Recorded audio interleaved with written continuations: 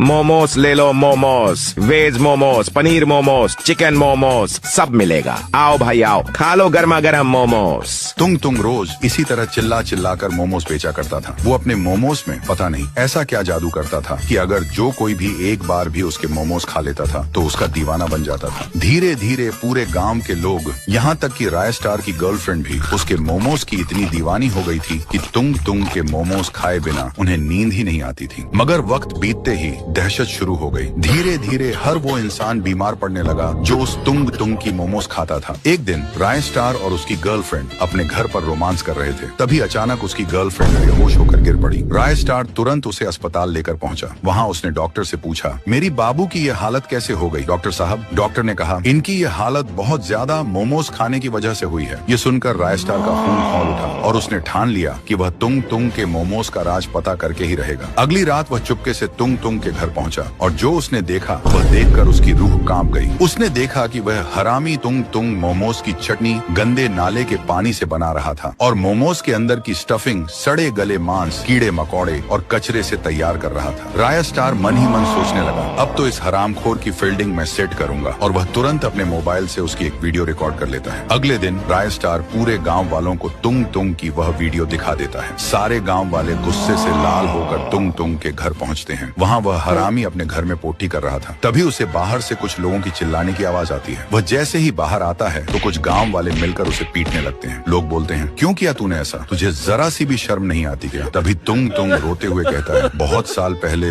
मैं और मेरे पिता इसी गांव में भीख मांगकर किसी तरह अपना गुजारा करते थे। हमें दिन भर में एक रोटी भी बड़ी मुश्किल से नसीब होती थी। लेकिन एक दिन जब मेरे पिता सड़क पार कर रहे थे तभी अचानक एक जीप आई और मेरे पिता को कुचल कर निकाल गई। धीरे धीरे पूरा गाँव मेरे पिता की लाश के पास जमा हो गया। उनमें से कुछ लोग कह रहे थे, अच्छा हुआ एक भूखा कम हुआ, वैसे भी जिंदा रहकर क्या करता था, इसके साथ इसके बेटे को भी मर जाना चाहिए था। उनमें से किसी ने भी हमारी मदद नहीं की। मेरे पिता की मौत का सदमा मैं बर्दाश्त नहीं कर पाया और मैंने ठान लिया कि गांव वालों ने मुझे और मेरे पिता को जो दर्द दिया है उसका 1000 गुना दर्द मैं उन्हें महसूस करवा दूंगा। तभी राय स्टार कहता है, मैं मानता हूँ कि तुम्हारे साथ जो कुछ भी हुआ वह बहुत गलत था, लेकिन इसका मतलब यह नहीं कि तुम किसी एक के किए की सजा पूरे गाँव वालों को दो। इसके बाद गाँव वालों ने तुंग को पुलिस के हवाले कर दिया।